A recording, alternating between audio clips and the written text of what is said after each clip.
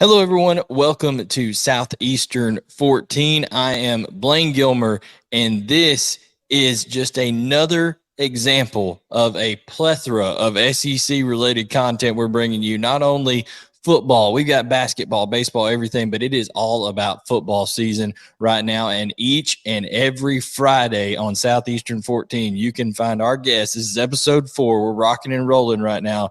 Jake Crain of Crain and Co. on the Daily Wire. Man, Jake, I can't believe we're already here at week 2. We were talking preseason just a couple of weeks ago, and now it's rocking and rolling, and we're about to get in the thick of this thing before we know it.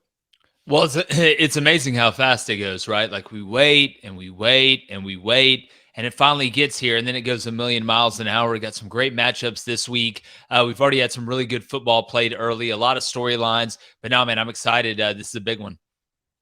Absolutely, absolutely. And we are going to be talking about several different things on takes. And man, I'm going to tell you right now, couldn't be some bigger games in week 2, but I want to just hit that rewind button a little bit and go back. And I want to, our first topic here, I want to get your biggest takeaways from week 1 of SEC football. Like, you know, whether it was a certain position group or a couple of teams, or what overall were your biggest takeaways from week 1 of SEC action? Well, you know, obviously starting with LSU, the way they kind of, reverted back to early 2022 LSU where they weren't throwing the ball down the field. It blew my mind because they were killing them on the comebacks. You watch Malik Neighbors early in that game. Every receiver that was on the outside, Florida State was giving them a little bit of cushion, and they didn't run a double move really until the last drive of the game when the game was already over and you hit a big play at the end. So that surprised me. Overall, getting dominated physically when Florida State decided they wanted to take LSU to the deep end of the pool and see who could tread water the longest. LSU, instead of embracing that, instead of matching that physicality, kind of shied away from it. When you look at the quarterbacks, that's been kind of one of the biggest questions when you look at the SEC. I thought Joe Milton was good. He's still got to be tighter when it comes to the throws. He's going to be challenged more, even though I thought Virginia put up a pretty good fight defensively. But can Joe Milton make those throws on 3rd and 8, the ones they're going to have to make to win the type of games that they expect to win? That's one of the biggest questions. You look at Auburn, they handle business. When it comes to Jalen Milroe, and Alabama, guys were running wide open, kind of similar to what we saw in some of the games against lesser opponents. Can he make those tight throws like we're talking about with Joe Milton? And then, South Carolina on the offensive line, something we talked about on here, was a big problem that we thought not only on the offensive line, but on the defensive line in the trenches. And that really reared its head. You give up 9 sacks to a North Carolina team that had 17 sacks the year before. And unlike LSU, I don't know how fixable that problem is. So there's a lot of questions in Columbia. Looking at the SEC, you did lose to North Carolina. Obviously, you lost to Florida State. The ACC kind of has a little bit of bragging rights right now when you look at kind of through the conference. But A&M goes down to Miami in a big game. I talked about it today on Crain and Company. I think this could be a program-changing win, a springboard win for either Texas A&M or Miami going through the rest of the year. Yeah, I've referred to it all offseason as the Desperation Bowl because both programs really need this thing as that launching point, like you said. I thought on your show, your host, co-host David Cohn, brought a good point up. He goes, well, I guess you could say the ACC's got some bragging rights, but the ACC still has all the championships. Again, at the end of the day, it's the ACC's won a couple. You get a couple opportunities. Vandy going to Wake Forest. I like Wake Forest in that game. But let's make no mistake. At the end of the day, the SEC is still king. South Carolina isn't a top shelf SEC team. LSU, I believe, still is. I wouldn't hit the panic button yet. If I was an LSU fan, I think it shows you how good Florida State really is. I mean, you saw Clemson lose in a very wonky fashion at Duke. Duke had to catch a lot of breaks and they caught him. But yeah, let's not put the cart ahead of the horse here. The SEC is King Kong. They are Godzilla. They are that big moth monster that you see in all those movies. Let's not get too crazy. And before we move on to our second point, I wanted to, you touched a little bit on Texas A&M and them going to Miami, but week 1, I mean, the Bobby Petrino effect and that combination with Connor Weigman and the emergence of Noah Thomas, a 6'4", 200-pound sophomore, 3 tutties on the day going up, and they were taking shots down the field. If that is anywhere close to what we're going to see out of this Texas A&M offense with what they have on the athletic, capabilities and that talent that they have stockpiled on the defensive side, my goodness, Jake, what are your thoughts on A&M going forward? Well, look, we've all watched A&M, and even against lesser opponents, it felt like they had to force everything offensively. It never went smooth. It never went crisp. A&M's top 25 in the country in pace. I think Bobby Petrino's made that offense fun. I think he's got it more organized. The guys looked looser playing. Now, we've talked about the line of scrimmage. Texas A&M on the offensive line and the defensive line, I think, are better than what people think. I predicted A&M to go 9-3, and some people kind of looked at me sideways. And I'm big on Connor Weigman. And again, I know it's New Mexico, but if you have watched A&M, you know exactly what I am talking about. Everything was flowing. They didn't really have to use the tight end passing game, which I think you're going to see more of that against Miami this coming week. But Connor Weigman's a guy we were very high on going into the year. I think he has a chance to be a star in college football. He goes out there. He's efficient. He makes good decisions. He's got enough wiggle to keep you honest on defense and extend plays, not only inside the pocket, moving up and moving laterally, but outside of the pocket and keeping his eyes downfield. So A&M, to me, looked as good as they've looked in a while. This is a big test against Miami, but I like A&M in the game. I think Miami's, more of what Mario Cristobal wants. They're young and talented up front. They ran for 250 against a Miami, Ohio team that we know is not exactly the steel curtain on defense, but you mix that with Restrepo. Tyler Van Dyke looked healthy, and I think Miami's got a really underrated defense in college football this year. But looking at A&M, we know the talent is there. I think they trimmed some of the fat. I think their coaching staff is in the best place it's been in a while, and don't be shocked if A&M goes down there and puts on a show. Yeah, I agree too. I mean, Anaya Smith being back is huge for them, and like you mentioned, Connor Weigman has an element of the quarterback run game, and oh, by the way, Bobby Petrino will run some. He'll run some quarterback power now. He'll run some power read. He'll do that kind of stuff. So I'm excited to see that element of it come about too. No, without a doubt. And people forget, Evan Stewart was suspended for this game last year. Restrepo didn't play for Miami. He's their best receiver, a guy that plays slot over there. But no, look, Bobby Petrino, his bag's deeper than Santa Claus, and he's not afraid to reach in there and manipulate safeties. He's not afraid to reach in there and take advantage of the quarterback run game. I think what Bobby Petrino does better than just about anybody is calling plays to set up other plays. I mean, there's more guys running wide open in a Bobby Petrino offense down the field than a lot of other offenses, because he's not calling the play for the play to hit just then. He's calling the play for the play to hit 3 plays from when he calls it. So again, I love the mix of Jimbo Fisher, Connor Weigman, and Bobby Petrino. I think A&M is going to have a really good season this year. We talked about this before the season kicked off, and I think 2024 they have a chance to make the playoff. Yeah, that's a big deal, especially with it expanding and all that kind of stuff. So good stuff there. But the game of the week, where College Game Day is going to be, where all the eyeballs are going to be, are down in Tuscaloosa, and where Texas is going to be coming to Alabama after that just thrilling game they had last year. 1-point victory for the Tide in Austin. Now with the burnt orange coming in to take on those crimson-clad Tuscalonians over there.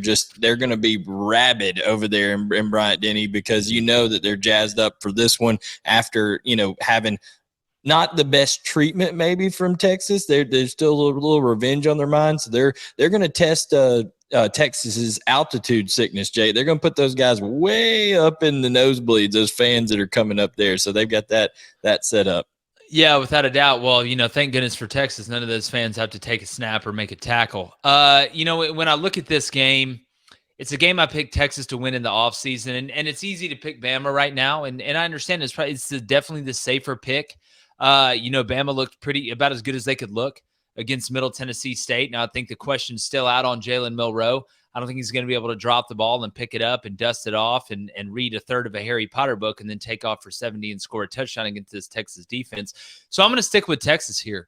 I think these are the type games that Quinn Ewers is built for. We saw what he did. The biggest question is, will a Texas quarterback make it 4 quarters against an Alabama team? Because if he doesn't, then, I like Malik Murphy and, Arch Manning's got a really bright future, but they're in a lot of trouble.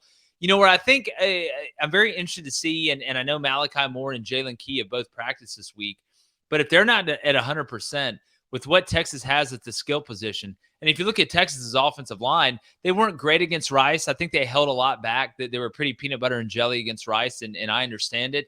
But I think this offensive line can hold up. I don't expect the run game to be dominant, and I know Quinn wasn't great down the field last week, but I just believe in Quinn Ewers, man. I do. I think this is going to be a game that does go back and forth.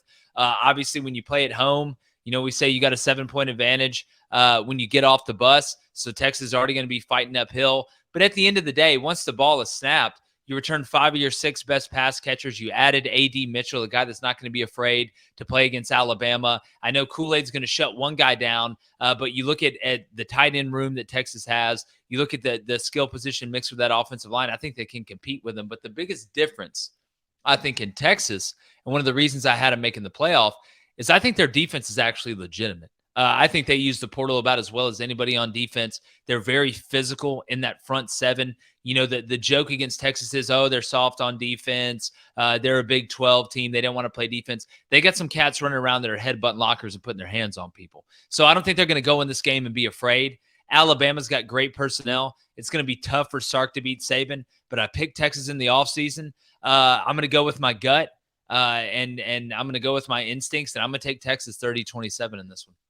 So, but putting the pick aside, if you're looking at it from Alabama's side and you're saying, okay, the keys to Alabama winning this ball game, if Alabama is going to go on and win this ball game, what do you think would make Alabama successful against Texas on Saturday? They need to hit Quinn early and often. I think Sark's going to try and protect him by running a lot of misdirection and play action to try and slow down Dallas Turner in that Alabama front. I don't know how much success Texas is going to have running the ball. Not that they won't be able to get yardage, but I don't think they'll be able to get chunk plays against this Alabama defense. If they're going to get chunk plays, which they have to have, they're going to have to do it through the passing game off play action, waggles, boots, sprint outs on third and medium. But if you're Alabama and you're looking for a key, you hurt Quinn Ewers in this game last year. That's in the back of his mind. If you go and you lay him out a couple times early, I think he's going to be a little bit gun shy to push the ball down the field or stay in the pocket and deliver the pill, because Alabama's got some absolute aliens running around the field on defense. I mean, offense too. Look at that offensive line. They're straight out of, Mordor when you look at it. But they need to get physical with Quinn Ewers early. In between the whistle and legally. Don't give Texas any extra downs. Don't give them any extra pitches. But I think if they get to Quinn early, it'll bother them late, and I think it could lead to some turnovers and maybe the turnover that ices the game. Yeah, and defensively, I went back and I watched the end zone copy of Texas versus Rice, and I'm watching the all 22, and I just saw consistently Texas just lining up in a regular, just over front 4-3, nothing crazy. I think you'll probably see them try to maybe mix some things up a little bit, try to confuse. Like Caden Proctor's a freshman for Alabama at left tackle. Big, talented, of course, but hey, a freshman playing left tackle in a high-profile game like this, that's going to be something that, Texas defense is going to try to dial up a little bit. Ethan Burke had a couple of sacks in that game versus Rice. You got Sweat in the middle that is going to try to handle, Dalcourt struggled a little bit some. Seth McLaughlin had two low snaps in that game, to your point, Milroe having to pick the ball up and all that kind of stuff. I just think Alabama's got to play clean. If Milroe can avoid turning the ball over, not just keep it within the buoys, of Tommy Rees's thing, I think maybe they can be a little bit more physical to start off with. That's what they want to do. So that's what I want to see out of Alabama there. So good stuff with a big matchup down there in Tuscaloosa this week. Now, Jake, we talked a little bit about the Texas A&M Miami game, but there's also another game that I'm not going to make it, a full take. I just want a quick synopsis on. Ole Miss, who absolutely just beat Mercer senseless like they should have last week, looked really, really good doing it, Trey Harris, but they're going down to New Orleans and facing a Tulane team that is no joke and has Michael Pratt at quarterback. Just real quickly on that, what do you think about Ole Miss, Lane Kiffin, Jackson Dart, all the Quinshaw Judkins, all the crew going down and facing a very well-coached team in Tulane, Willie Fritz at the helm there? Yeah, I don't think they're super excited at the athletic director at Ole Miss for having to schedule this game and go down there and play Tulane. It seems like Ole Miss is the only SEC team that'll do it. Quickly when I look at this game, Mercer's a top 20 FCS team. I mean, this isn't, Becky the Icebox and the Little Giants that they played in that first game. And, they ran through them like a finish line. Thought Jackson was very clean. He's going to take a step up in competition. The problem that Tulane has is they can't stop the run. And if you can't stop the run against Lane Kiffin, there's a common misconception about some coaches out there that are offensive oriented, like Lane Kiffin and Lincoln Riley, that they just want to throw the ball around. No, they want to run the ball. Yeah, they want to run the ball. It's exactly right. They want to run the ball to set up the pass. And we know Quinshon Judkins. We know the offensive line that Ole Miss has. And if Tulane can't stop the run, Lane Kiffin's going to throw a Dr. Seuss book at him on offense. And it's going to be, all type of green eggs and ham and the cat in the hat and one fish, two fish. Hey, we just scored another touchdown. So I like Michael Pratt. I like Tulane's offensive line. I think Ole Miss's defense is a little bit better than what people are going to give them credit for. But I think Ole Miss covers in this game. I think they go down and handle business because I don't think Tulane can stop them. And Lane, he's like Matthew McConaughey on Sorority Row when he was younger. He's not going to stop scoring until you drag him off. Absolutely. I do think if you're looking at something here bet-wise, you might want to look at the over because I think Tulane's going to get their points too. I think Michael Pratt is good. And I don't know about that secondary that Pete Golden has brought in guys from 3 or 4 transfer guys. And listen, they didn't get tested against Mercer. So it's going to be their first time really communicating, making sure they don't have any busts and things like that. And with Johnson and Keys at receiver over there for Tulane, I think, they could hit some big plays on Ole Miss. But, that may be a thing I would look at as the over. No, without a doubt. I think it's a good play. I like the over. I like Ole Miss to cover. I'd probably buy it down to 6.5 and maybe parlay it with the over. The biggest question for Michael Pratt was unbelievably efficient last week, went 14 to 15. My question is, when I look at Tulane, again, their offensive line, they return a lot of guys. I think they have an above average offensive line, even at the higher levels of the FBS. But I think Pete Golding, he's going to reach down in his bag. There's no Tigers on the field, but he's going to get a little bit Joe Exotic with the blitz packages, try and force a couple turnovers. And once Ole Miss gets out in front of you, that's the thing. Tulane cannot get in the habit of playing catch up in this game. They're sitting a hot dog. Absolutely. All right. KJ Jefferson and Dan Enos' system. I know it was Western Carolina. Western Carolina is an FCS team that has only won 11 games in the last 3 years. Okay. Not a great program. But I was encouraged, and I want to get your take on it. I was encouraged to see footwork, release, ball placement, command of a pro-style system, not Kendall Brow's, system, all this stuff that Dan Enos and KJ Jefferson. I mean, what were your thoughts on that performance week 1 by the who many people are saying is the best QB in the SEC, KJ Jefferson? Yeah, well, I love the tandem of KJ Jefferson and Rocket Sanders. I know Rocket Sanders is out for a couple weeks, but I think they need to get him healthy before they go down to LSU. They'll handle business this weekend against Kent State. Then they play a BYU team that I think is very overrated. They struggled with Sam Houston State. I think Arkansas will be fine there. But, they had a lot of transfers in from lower levels at wide receiver. The guys were very efficient. KJ started out hitting his first 12 passes, I believe. They seem very in sync. And one of the biggest questions, about Arkansas outside of depth, especially on the defensive side, is in this new system, will they protect KJ Jefferson a little bit more? And that's not protecting him from himself. He's going to break tackles and run around and take off. And on 4th and 1 and 3rd and 1, you got to put the ball in your best player's hands. It's something that we talked about when we sat down with Sam Pittman at SEC Media Days. But it's the design quarterback runs. It's trying to keep KJ out of harm's way as much as possible, because the one knock on KJ, I know he's built like the Eiffel Tower, but he hasn't made it through a whole season yet being healthy without having to miss time. I think Dan Enos understands that. I think that's something that Sam Pittman understands. And I tell you what, when I watched that game, I know it's Western Carolina. You basically threw a daycare out at Arkansas, but watching their defense run around, watching the physicality of that defense, I really liked what I saw. We projected Arkansas to go 9-3. I believe in that. If Rocket can get healthy, I'm telling you, this team's, I think this is the year where they get to that 9-win mark and people kind of get off Sam Pittman's back a little bit. Yeah, I mean, I was just thoroughly impressed. You mentioned protecting him. One thing they didn't protect him on, and I saw you tweeted out the clip of this. They didn't protect him from that safety blitz. A safety got a 10-yard head start, just running full speed at KJ, and just absolutely bounced right off. You know what it looked like, Blayne? It looked like when they had those mascot games against the little kids. Like, that's what it looked like. That poor senator's son from Western Carolina that's starting at safety went and look, it was horrible form. You didn't wrap up. I don't think it would have helped. I mean, it was like a bug hitting the windshield. It just shows you the difference in the type players in that game. But yeah, that kid from Western Carolina, he's not the first person to hit KJ Jefferson and slide down the window, and he won't be the last. No doubt. And the other thing I wanted to point out, I did a kind of breakdown on that game. I pointed out 7:45 to go, third quarter. It's like a 3rd and 8. Okay. Arkansas has the ball and they go a 2-by-2 set, and into the boundary, they run a little curl route over here into the boundary and a dig behind it. So by the time the dig comes around, Western Carolina took the jack linebacker that was the stand-up in backer, whatever you want to call him, to the boundary, and they dropped him out in a zone covered right underneath that dig.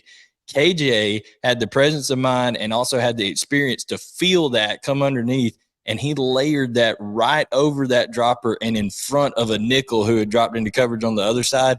That's the kind of stuff that I see out of KJ Jefferson that I think Joe Milton tries to throw that ball through that freaking jack linebacker, and KJ is able to layer. That's what I'm impressed with right now with KJ Jefferson. Well, listen, you can't always be Jackson Pollock. Sometimes you got to be Bob Ross, and that's why it's called passing and not throwing. There's nuance to it, right? If it was just about who could throw it the furthest and who could throw it the hardest, then that'd be a different story. But that's not what playing quarterback is. That's not what passing is. There's a reason that guys who may not throw the ball 100 miles per hour are able to play a long time, you know, in the NFL. You see the same thing in Major League Baseball. You know, you can be Randy Johnson, you can be Greg Maddux. There's a lot of different ways to skin a cat. But when you have all those tools at your disposal, it makes you a complete player. And that comes with experience, right? But that's a hard trait to learn. You know, Mike Leach said you're either born being accurate with feel or you're not. Some guys can get a little bit better, but KJ, from when he started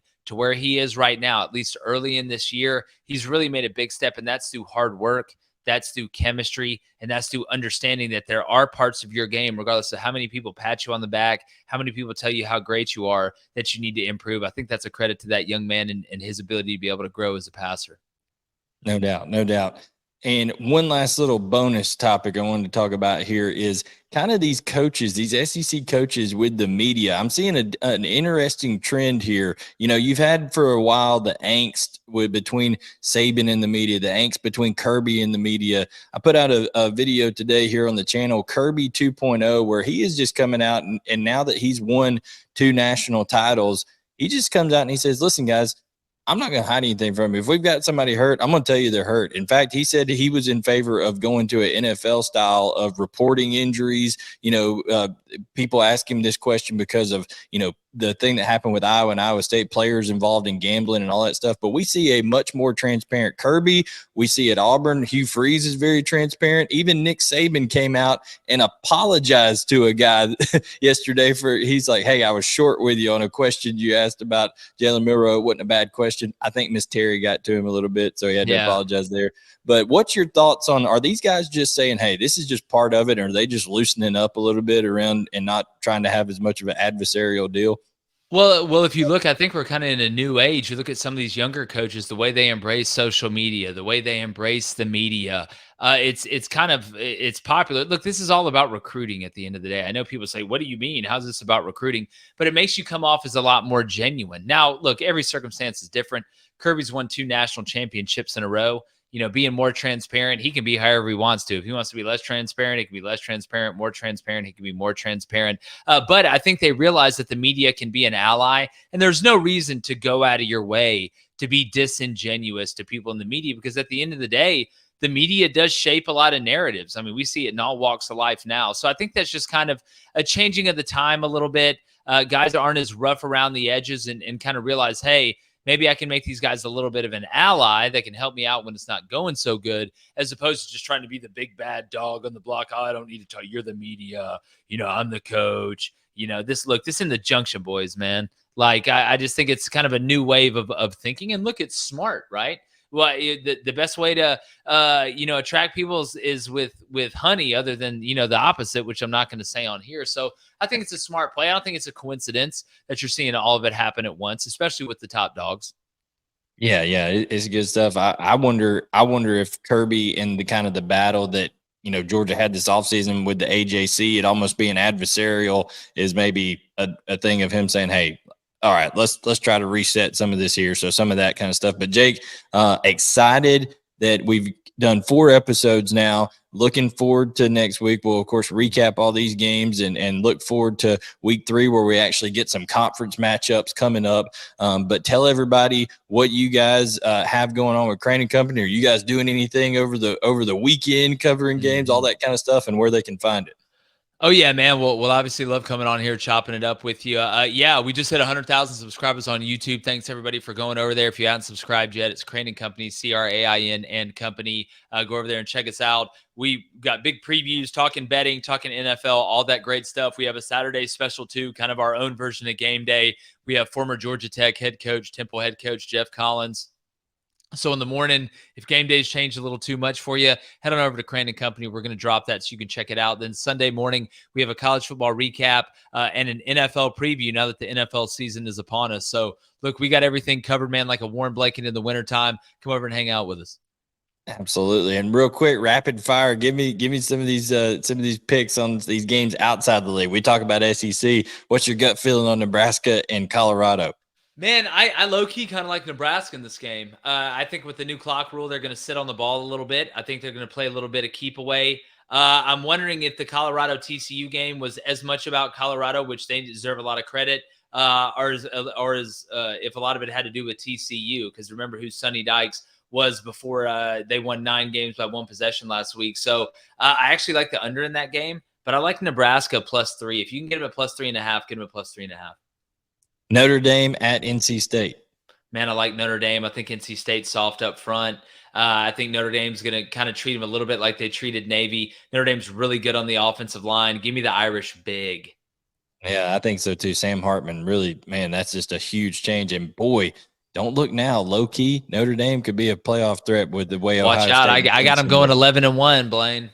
Yeah, it's crazy. It's crazy. And then the last one, I know you're a big Tanner Mordecai guy. He had a rough start last week, but Wisconsin going on the road to Washington State, that could be dangerous territory for Fickle and company. Man, it's scary. It's the Conjuring scary, but I don't think Tanner's going to have 2 bad games in a row. And Braylon Allen is an absolute truck. And I mean, they got a bunch of those Siberian cave trolls up front. I think Washington State's probably going to scare them. It may scare them for a while. But at the end of the day, man, I really like Wisconsin. I like their personnel.